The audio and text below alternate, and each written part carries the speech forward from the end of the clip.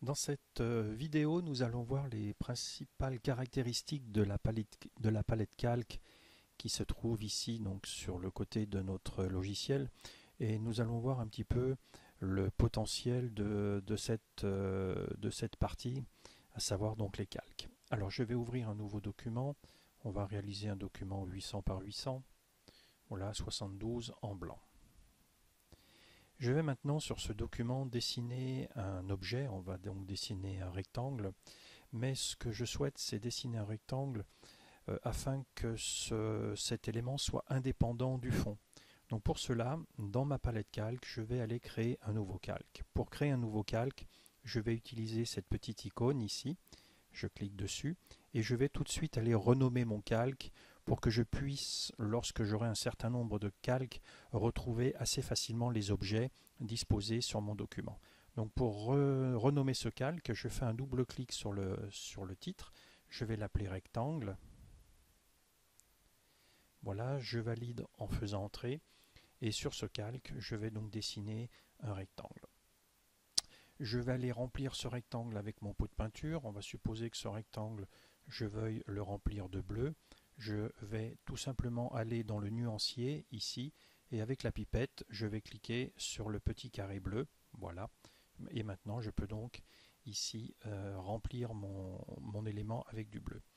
Pour désélectionner donc mon élément, je fais CTRL D, ce qui va me permettre d'enlever la sélection. Je vais maintenant dessiner un autre élément sur mon fond et pour cela je vais donc créer un nouveau calque. Je vais ici créer un calque que je vais nommer carré, voilà, je valide et dans ce calque je vais maintenant aller dessiner un carré. Alors vous voyez que si j'utilise l'outil rectangle, eh bien je vais donc dessiner un rectangle, mais si je souhaite contraindre le logiciel à faire un carré, je vais maintenir la touche Shift enfoncée et maintenant vous voyez que j'ai vraiment une proportion entre les côtés, ce qui me permet de dessiner un carré. Une fois que mon carré est fait, je lâche le bouton de la souris en premier et je lâche le clavier en deuxième. Je vais donc maintenant venir remplir ce carré avec une couleur rouge. Donc je sélectionne du rouge ici, non pas dans le nuancier mais dans l'éditeur de couleurs. Et c'était juste pour vous faire voir qu'on pouvait le faire de deux façons différentes. Et avec le pot de peinture, je viens donc maintenant remplir mon carré. Je fais CTRL D toujours pour désélectionner l'objet qui se trouve sur mon fond. Et voyez que si maintenant j'utilise donc l'outil de déplacement, je peux donc déplacer les deux objets donc séparément sur mon fond. Pour pouvoir séparer et utiliser cette fonctionnalité d'utiliser et de sélectionner directement les objets, il faut absolument que cette fonctionnalité-là soit cochée. Car vous voyez que si je décoche ici cette fonctionnalité, eh bien lorsque je vais bouger le rectangle, vous voyez que c'est le carré qui va venir. Donc le fait de sélectionner cette petite icône ici me permet systématiquement de sélectionner le bon élément sur mon fond. Je vais créer deux nouveaux calques. Le prochain, je vais l'appeler ellipse. Voilà. Et dans ce calque, je vais donc aller dessiner une ellipse. Donc là, je vais changer d'outil. Je vais passer ici sur l'outil ellipse.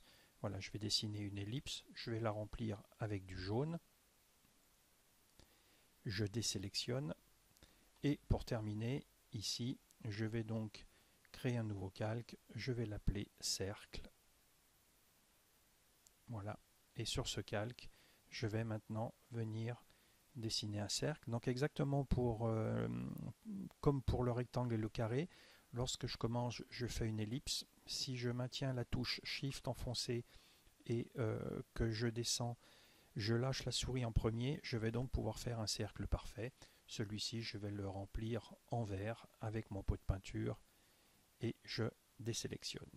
Voilà, je viens donc de réaliser maintenant ici 4 objets qui sont tous les 4 indépendants les uns des autres, c'est-à-dire que je peux tous les déplacer sur mon calque de fond qui est donc le blanc, qui est le calque qui se trouve tout en bas et qui s'appelle arrière-plan.